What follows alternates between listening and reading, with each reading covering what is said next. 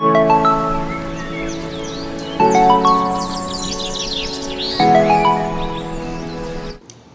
day, everyone. We are now down to chapter 14, which is about from communicative competence to intercultural awareness and transcultural communication through global Englishes. In this chapter, we draw together many of the key themes previously discussed to first explore what competencies like attitude, skills, and knowledge are needed for intercultural and transcultural communication through global Englishes. Second, provide a brief overview of the concept of competence in communication, and lastly, discuss recent approaches to competence and awareness in intercultural communication. First, let us acquaint ourselves with communicative competence. The notion of communicative competence has unsurprisingly been foundational in trying to understand how people communicate successfully. Traditionally, competence has been viewed as separate from performance, with the latter drawing on the former in actual instances of communication.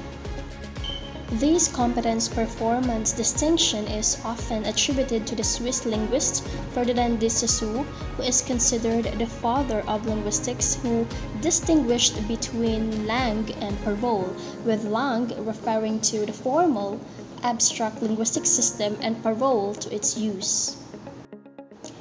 Possibly the most well-known formulation of competence is that by the linguist Noam Chomsky, who, in an attempt to account for how humans acquire language, proposed the notion of formal linguistic competence as perfect knowledge of the language by an ideal speaker-listener in a completely homogeneous speech community. In other words, competence refers to what it is that a speaker of a language knows in order to be able to communicate as a native speaker of that language. Competence here is actually an idealized abstraction necessary for theory. Chomsky was not proposing that anyone had perfect knowledge of a language as part of a completely homogeneous speech community. This competence is separate from performance, which is the use of the language in concrete situations by individuals, and is much messier and far from perfect. Chomsky's abstract notion of linguistic competence has been highly influential, particularly in the field of second language acquisition, or the SLA, but it has also been heavily criticized in applied linguistics as unrealistic and lacking in relevance for understanding what happens in a real-world communication. In contrast to Chomsky's abstract linguistic competence, the social linguist Delheim's 1972 expanded competence beyond Chomsky's linguistic elements to also include socio-cultural aspects of communication and blurred the distinction between competence and performance. For Himes, there are four key aspects of communicative competence. First, whether something is formally possible. This is similar to Chomsky's linguistic competence. Second, whether something is feasible, whether what is possible could actually be processed by interlocutors. Third, whether something is appropriate. This is related to social context, what is socially appropriate. And the fourth one, whether something is actually performed or what has previously been said or written. It is this approach to communicative competence that underpins many of the more recent theories of communicative competence in applied linguistics and intercultural communication. Nonetheless, from the perspective of intercultural communication and global Englishes, there are still some serious limitations. Himes' ideas are actually based on native speakers in stable speech communities, and we know for the fact that the majority of global English's communication does not involve native speakers, with the category itself questionable, and communities and groupings in intercultural and transcultural communication are fluid and variable. So we might question the relevance of appropriateness in the aspect 3, since it can be very difficult to know in advance what is appropriate in intercultural and transcultural communication. Also, we might question how reliable a guide what has previously been performed say for example in the aspect 4. So you see, actually has given the adaptability and creativity of intercultural and transcultural communication. Drawing directly on Himes but addressing the needs of second language learners and users, Canale and Swain of 1980 provide a characterization of communicative competence which has been hugely influential in language teaching. The original model outlined three areas. We have the grammatical, the social-linguistic, and the strategic competence, with Canale subsequently adding a fourth element, which is the discourse competence.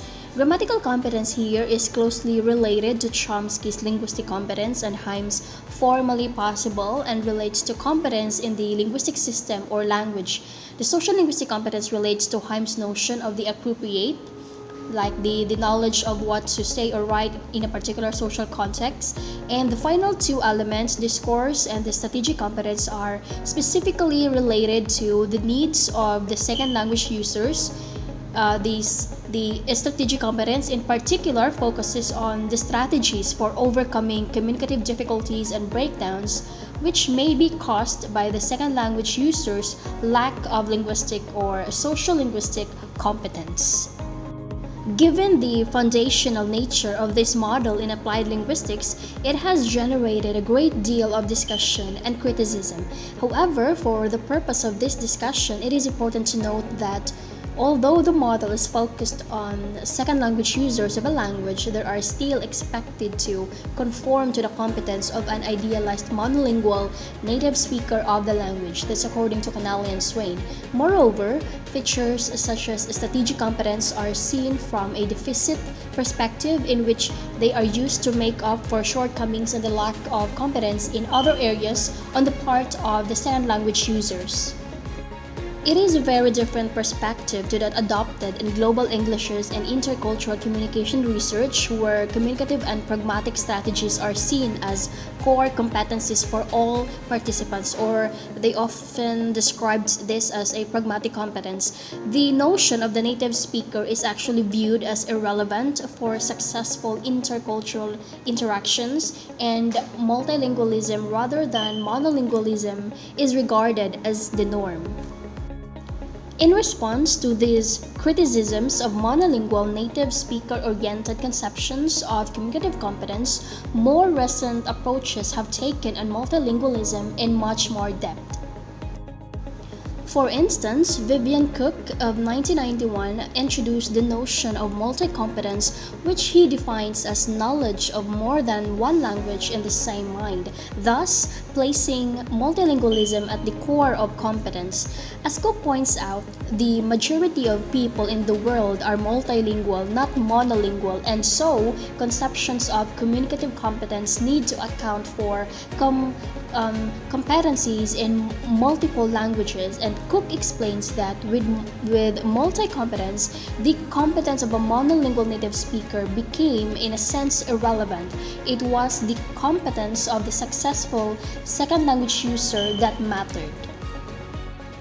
Similarly, Blumert of 2010 argues that instead of focusing on competence in specific languages, we should think of competence in terms of repertoires and resources which allow us to employ a range of linguistic and pragmatic features to achieve communication in specific contexts and for particular purposes. Furthermore, he goes on to suggest that due to the inherent variability in language and communication, no one knows all of a language, and that partial competence is the norm, as opposed to Chomsky's perfect competence of the idealized native speaker.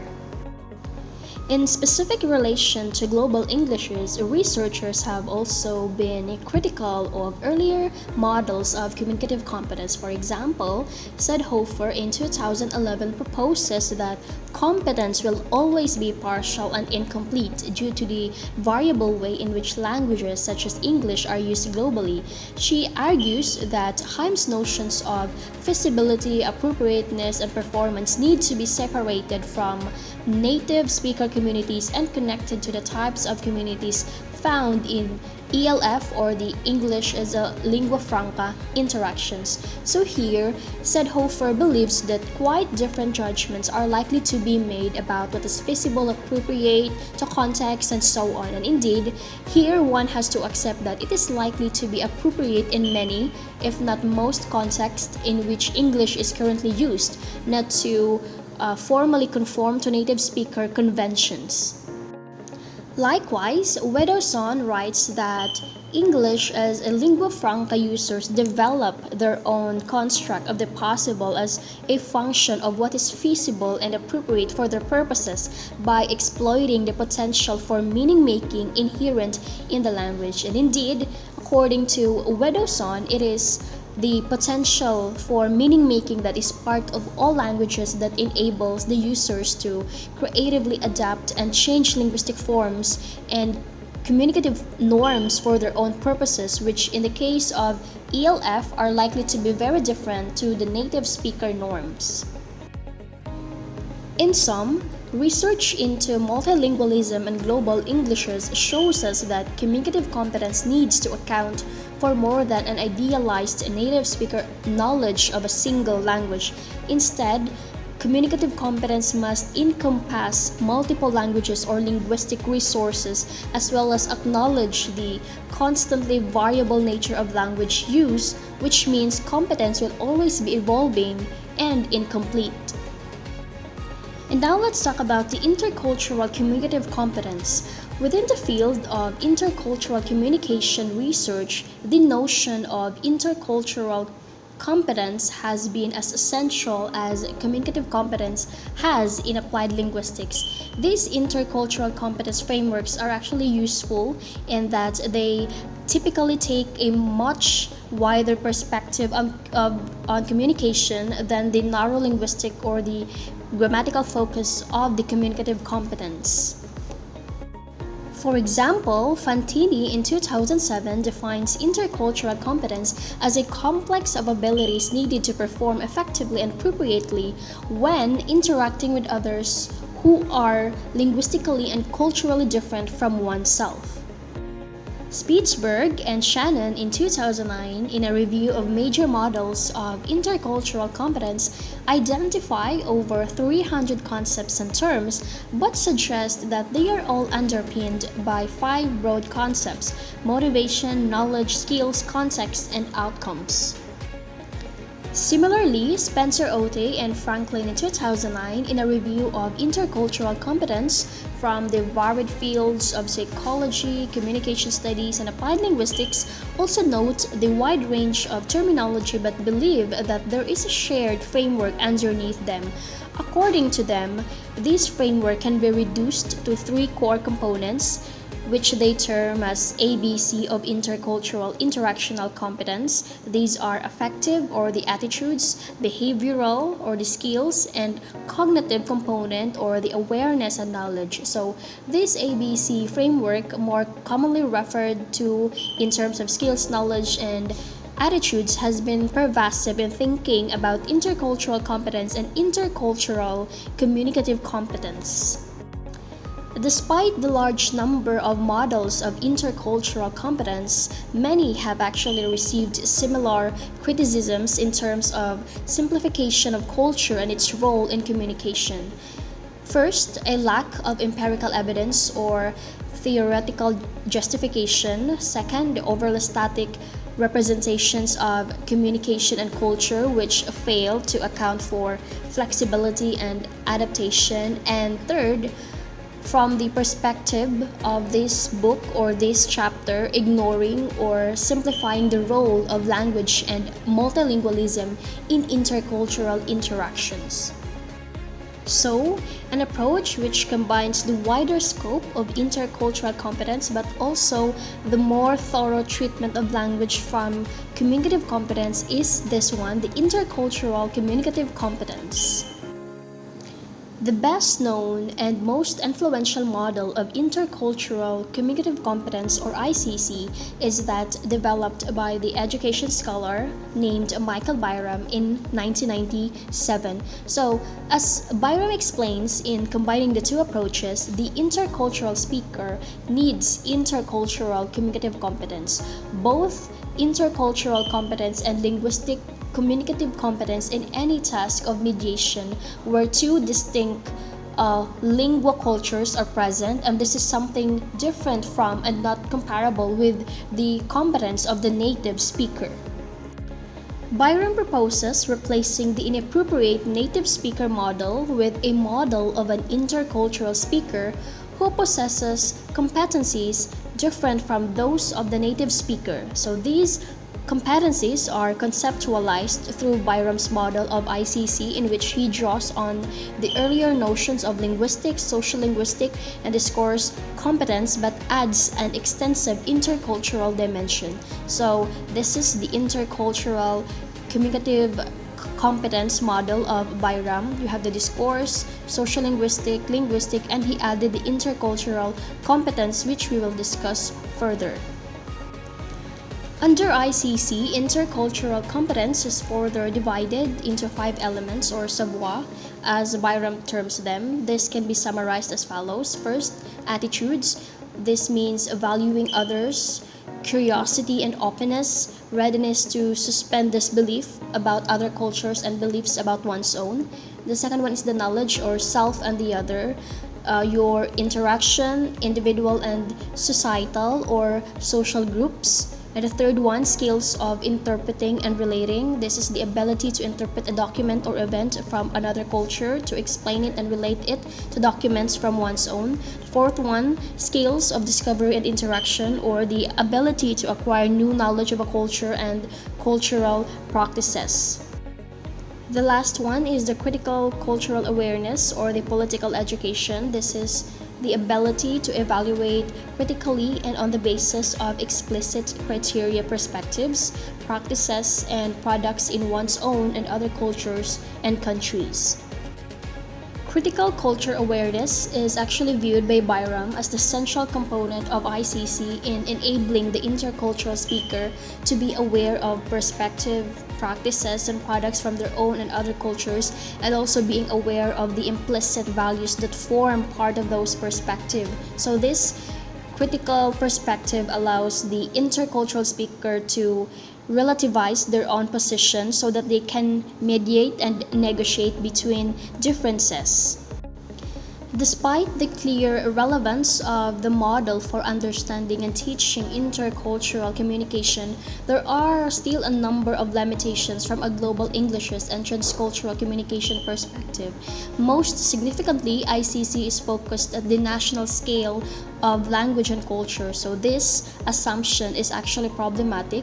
Intercultural and transcultural communication can take place at many different scales, from the local to the global, with the nation or the country being just one possible cultural scale. So the focus on the national may be more relevant as regards teaching and learning languages others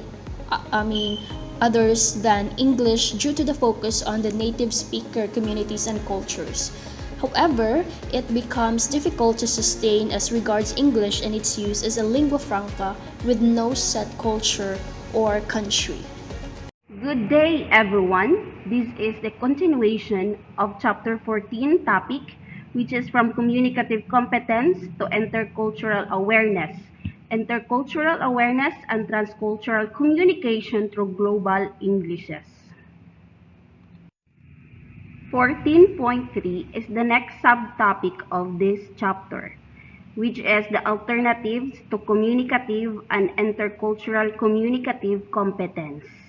This is a result of increasing awareness of second language use as intercultural communication and of the diverse uses of global Englishes and multilingualism. A number of recent discussions have incorporated more fluid approaches to both language and culture in understanding competence. Thus, the culture characterized by a certain post-structuralist perspective in which it is multiple and contested. And for better understanding about these alternatives to communicative and intercultural communicative competence, we will be dealing with the different approaches. First is the symbolic competence by Crumbs 2009. This approach emphasizes on multilingualism, critical reflexive perspectives on culture and language. Competence is dynamic, flexible, and locally contingent. The symbolic competence of what Crumbs terms multilingual subject is conceptualized through three abilities. Number one, an ability to understand the symbolic value of symbolic forms and the different cultural memories evoked by different symbol systems. Number two, an ability to draw on the semiotic diversity afforded by multiple languages to reframe ways of seeing familiar events, create alternative realities, and find an appropriate subject position between languages to speak. And the last one, number three, an ability to look both at and through language and to understand the challenges to the autonomy and integrity of the subject that come from unitary ideologies and totalizing network culture. While there is more in this definition of symbolic competence than can be explained here, key features are not only the ability to take a position between languages, but also to be able to look both at and through language. This suggests an ability or competence similar to that outlined in translanguaging and transcultural communication, where boundaries between languages and cultures are recognized, but also transgressed and transcended as people move through, rather than just between them. Linked to this is the critical stance on unitary ideologies and totalizing network culture. In keeping with the focus on process, symbolic competence is described as a dynamic, flexible, and locally contingent competence. Symbolic competence thus goes beyond competence associated with knowledge of the cultural and communicative practices of specific groups and instead outlines a dynamic, contextualized, and critical competence, embracing multiple, changing, and conflicting discourse world. All of these features suggest that symbolic competence would be well suited for understanding transcultural communication through global Englishes, although this is not a direction that has been developed by Cramps. And now we have this second approach, the performative competence by Kanagaraha 2013. This is an approach which directly addresses global Englishes, multilingualism, and intercultural communication, wherein this approach also the main feature of this approach, is the translingual communication and fluid cultural groupings in contact zones. Focus on how not what of intercultural communication, the process and performance. Dynamic contextuality-based competence.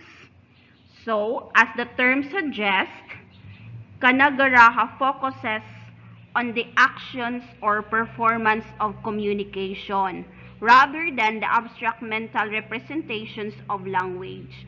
As envisaged in the earlier discussion, notions of communicative competence, in other words, the how rather than what of communication is emphasized. Performative competence directly draws in outlining a broad range of skills, attitudes, and knowledge for communication from social and linguistic awareness to strategies for the micromanagement of specific interactions. Importantly, Kanagaraha also highlights the rule of cooperative dispositions which allow translinguals to develop performative competence. To sum up, performative competence goes beyond defined cultures, languages, and communicative norms, emphasizes the need for flexibility and awareness of diversity, and like symbolic competence, puts forward a dynamic contextually based competence. We have now the last approach, which is the pragmatic competence by Jenkins et al. Of 2011, Kugo and Dewey of 2012. This approach is the use of pragmatic and other communicative strategies in ELF, or English as a lingua franca communication. Accommodation as an overarching strategy underpinned by cooperative disposition. Strategies include clarification, self-repair, repetition, reformulation, translation, the let it pass, code switching, and translanguaging. Pragmatic strategies need to be approached as equally variable and fluid in use, with no particular set of strategies being relevant to all contexts. And this strategy has focused, often conceptualized under the overarching concept of accommodation. Indeed, it was noted early in ELF research that despite the problems that were expected in ELF communication due to linguistic and cultural differences, most of the observed interactions appeared successfully.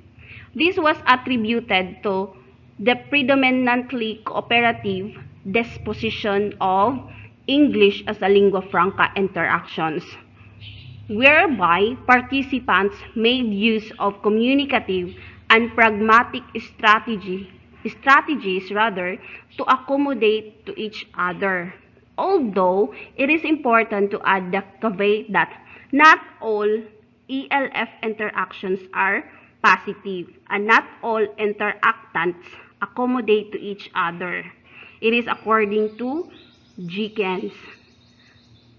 As outlined earlier, much of the accommodation takes place through participants adapting and adjusting their pronunciation and language to each other, as well as creatively changing language to fit the purposes and participants in an interaction.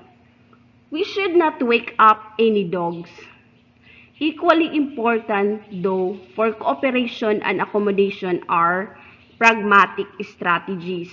These include the use of preemptive strategies whereby participants anticipate communicative difficulties and employ strategies such as repetition, clarification, and translation to minimize the risks of mis- and non-understanding. It is according to Kugo and Pitzel of 2016. As Jenkins et al. Argue, the use of these preemptive strategies provides an explanation of why non-understanding is so rarely observed in ELF interactions, since participants do not assume understanding and speakers engage in a joint effort to monitor understanding at every stage of communication, even before non-understanding has taken place.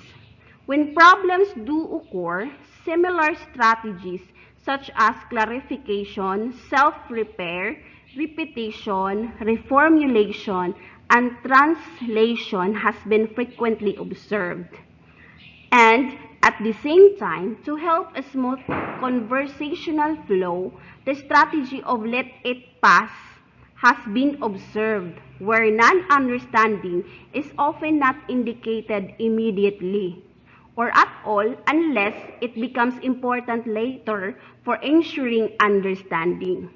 Other strategies used to ensure cooperation and successful communication include supportive turn-taking, simultaneous speech, utterance completion by another speaker, code switching, and most recently, the translanguaging.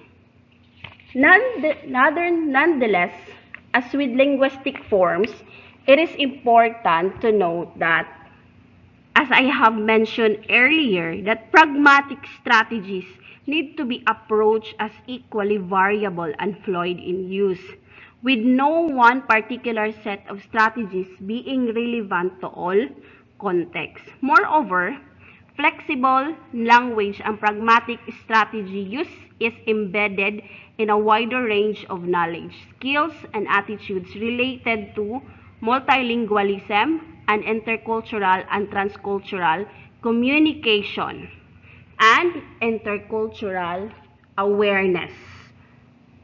When we talk about intercultural awareness by Baker, 2011 and 2016, it is an approach to understand the knowledge, skills, and attitudes needed for successful communication that has been specifically developed in relation to global Englishes and ELF.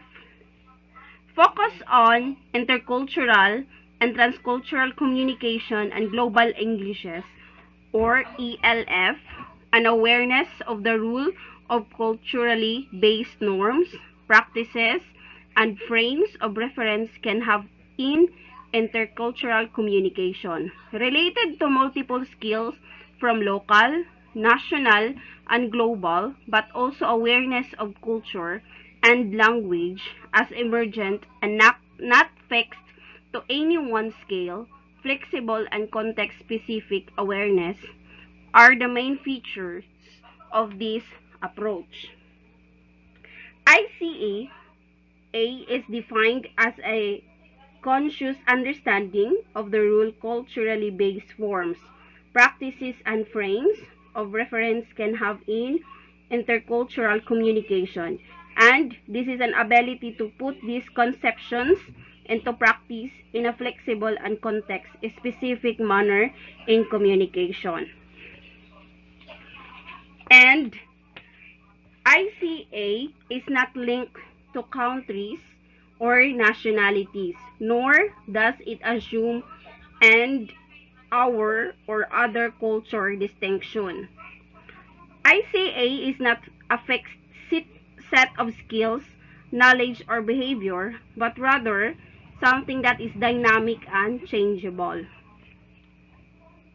Intercultural awareness can be further expanded into the model of ICA with 12 elements, and these 12 elements are presented in an order which builds from basic cultural awareness, which is the level 1, to cultural awareness, the level 2, and finally to the most complex and dynamic level of intercultural awareness, the level 3. So let us start with level 1, the basic cultural awareness. And this level, this is an awareness of the following. Number 1, culture as a set of shared behaviors, beliefs, and values. Number 2, the role culture and context play in any interpretation of meaning. Number 3, our own culturally based behavior, values, and beliefs, and the ability to articulate this. And number 4, others' culturally based behavior, values, and beliefs, and the ability to compare this with our own culturally based behavior, values, and beliefs. In level 1, culture and language are typically conceptualized uncritically at the national scale and orientated to a home culture rather than intercultural communication. As such, they may involve simplistic and stereotype understandings of culture and its role in communication. In any awareness of other cultures may be centered around generalized or simplistic comparisons, while In intercultural research and education, we may want to move beyond such essentialist perspectives. It is important that any model of intercultural awareness or competence can account for them, as they are very common.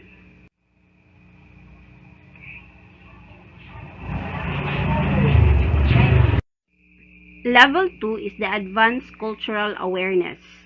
In this level, you are aware of the following. First, the relative nature of cultural norms. Then, cultural understanding as provisional and open to revision.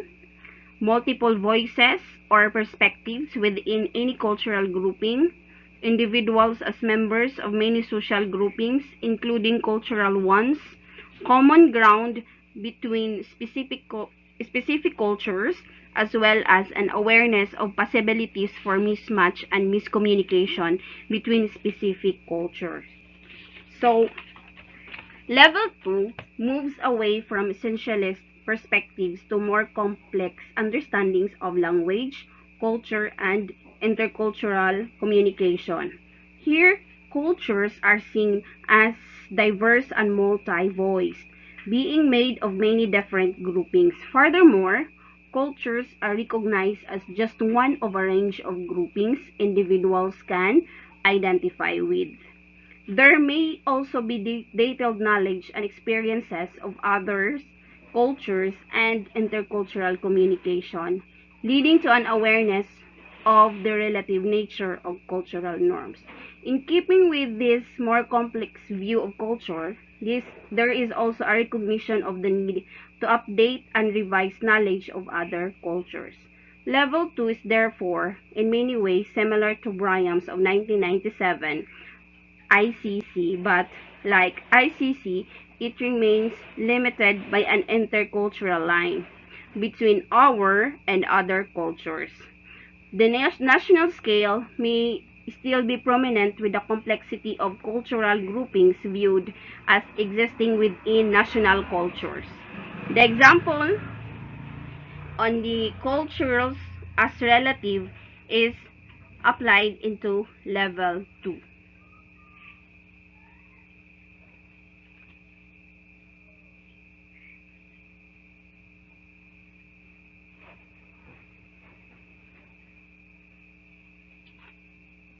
Next is the level 3, the intercultural awareness.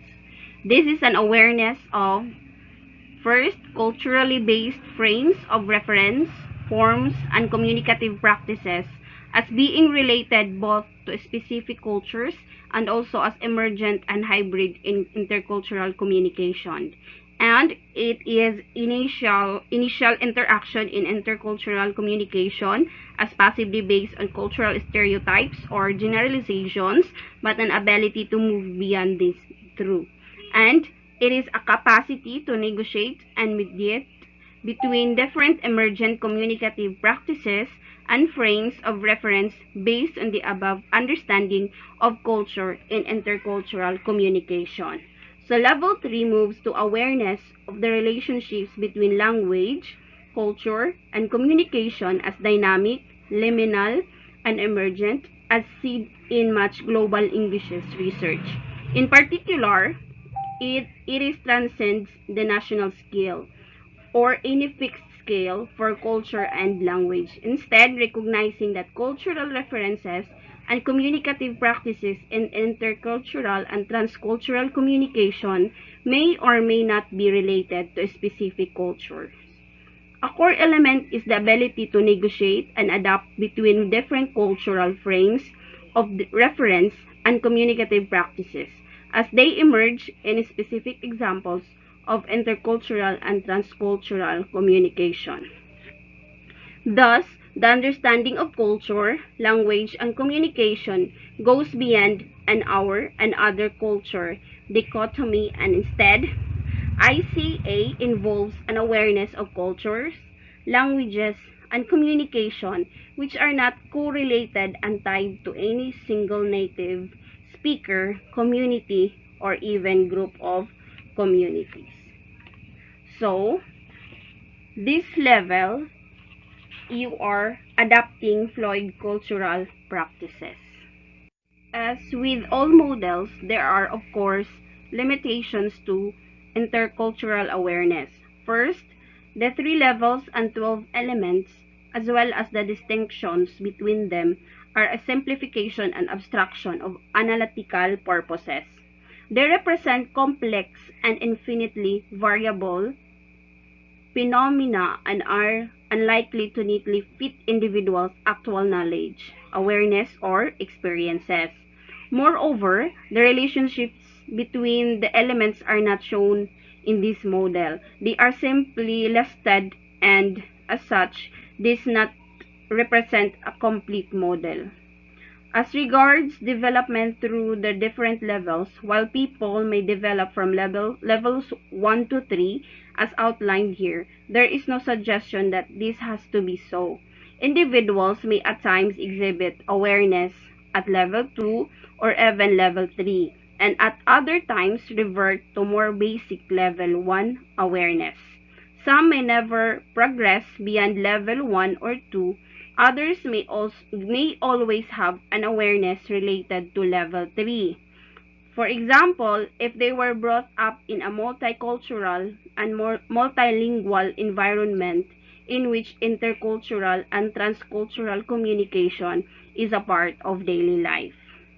So this time, let us ask ourselves if we are in this intercultural awareness. So let us ask first, where would you put yourself in this ICA model? Are you in level 1, 2, or 3? And then number 2, have you experienced any development in your ICA? For example, from levels 1 and 2, was the development even or did you move both up and down between the levels? For example, sometimes showing elements of level 2 and sometimes level 1. And then, do you think ICA addresses all the knowledge, the skills, and attitudes needed for intercultural and transcultural communication? Is there anything you think should be added or take away from the model? Okay, there are obviously no right or wrong answers to these questions, and your responses will depend on personal experiences. However, you will probably have noticed some development of ICA as you have gained more experience of intercultural communication in your life. At the same time, you may have found that the development was quite uneven and did not neatly fit into a move from one level to the next, perhaps making it difficult to answer the first question. Again, you may have various ideas about what is missing from this model. However, the model does not really discuss language in any detail.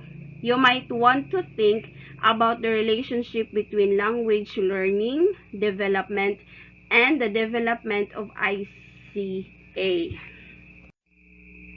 In this chapter, we considered the knowledge, skills, and attitudes needed for intercultural and transcultural communication through global Englishes. We began with communicative competence as a central concept in applied linguistics and looked at the limitations of associating this with a fixed native speaker model of community.